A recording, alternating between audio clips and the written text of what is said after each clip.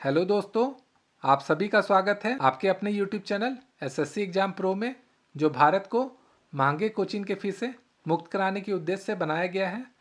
आज की इस वीडियो में हम मौर्य काल से संबंधित मोस्ट इंपॉर्टेंट प्रश्नों को देखेंगे। यह प्रश्नों की सीरीज का पार्ट 2 है। अगर आप पहला पार्ट देखना चाहते हैं तो मेरे चैनल पे एक प्लेलिस्ट बना हुआ है, वहाँ पे आप जाके देख सकते हैं, जिसका नाम है जीके मैराथन। तो चलिए शुरू करते हैं आज का पहला प्रश्न। तो यहाँ पे 22 नंबर देख के आप कंफ्यूज नहीं होइएगा, क्योंकि पार्ट 1 में मैंने 1 से लेकर 21 तक का क्वेश्चन लिया है। ये इसका कंटिन्यूएशन पार्ट है।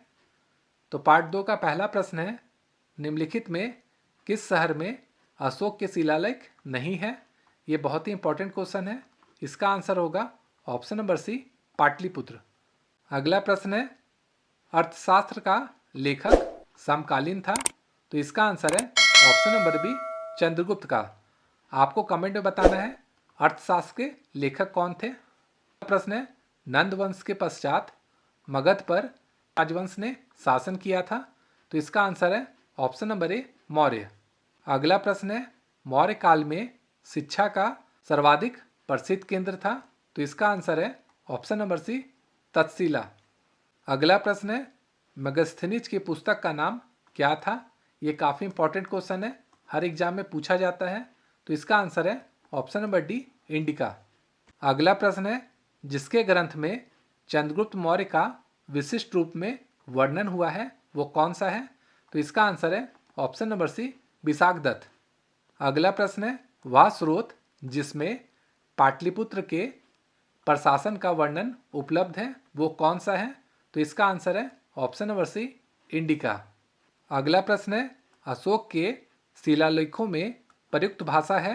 तो इसका आंसर है ऑप्शन नंबर बी, प्राकृत। अगला प्रश्न है, निम्नलिखित में किस मौर्य राजा ने दक्कन की विजय प्राप्त की थी। तो इसका आंसर है ऑप्शन नंबर बी, चंद्रगुप्त। अगला प्रश्न है, मेगास्थनीज ने भारतीय समाज को कितनी श्रेणियों में विभाजित किया। तो इसका आंसर है ऑप्शन नंबर डी, 7। अगला प्रश्न है, कौटिल्य के अर्थशास्त्र में किस पहलू पर प्रकाश डाला गया है। तो इसका आंसर होगा, यहाँ पे देख लीजिएगा, ये बी होगा और ये सी होगा। तो इसका आंसर होगा ऑप्शन नंबर सी, राजनीतिक नीतियाँ। अगला प्रश्न है, निम्नलिखित में से कौन सा क्षेत्र अशोक के राज्य में सम्मिलित नहीं था। तो चलिए देखते हैं कौन कौन सा सम्मिलित था। अफगानिस्तान था, बिहार था, कलिंग था, लेकिन श्रीलंका नहीं था। तो इसका आंसर हो जाएगा ऑप्शन नंबर सी। अगला प्रश्न है, पाटलिपुत्र को किस शासक ने सर्वप्रथम अपनी राजधानी बनाई थी। ये काफ़ी इंपॉर्टेंट क्वेश्चन है, हमेशा एग्जाम में पूछा जाता है। इसका आंसर है option number A, Chandragupta Maurya. अगला प्रश्न है, पाटलिपुत्र में स्थित चंद्रगुप्त का महल मुख्यतः किससे बना हुआ था, यह हमें बताना है। इसका आंसर है ऑप्शन नंबर सी, लकड़ी का। अगला प्रश्न है, बराबर जो गया जिले में पड़ता है, कि गुफाओं का उपयोग किसने आश्रय गृह के रूप में किया था। तो इसका आंसर है ऑप्शन नंबर ए, आजीविकों ने। अगला प्रश्न है, किस अभिलेख से यह साबित होता है कि चंद्रगुप्त का प्रभाव पश्चिम भारत तक फैला हुआ था। तो इसका आंसर है ऑप्शन नंबर सी, रुद्रदामन का जूनागढ़ अभिलेख।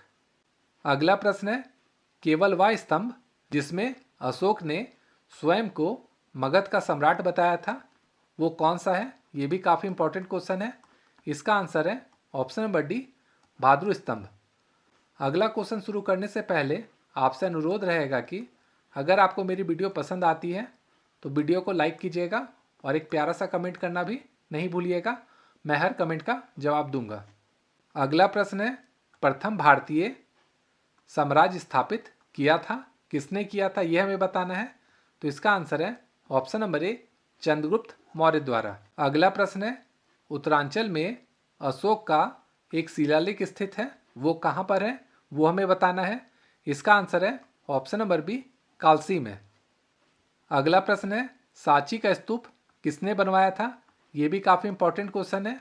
इसका आंसर है ऑप्शन नंबर ए, अशोक ने।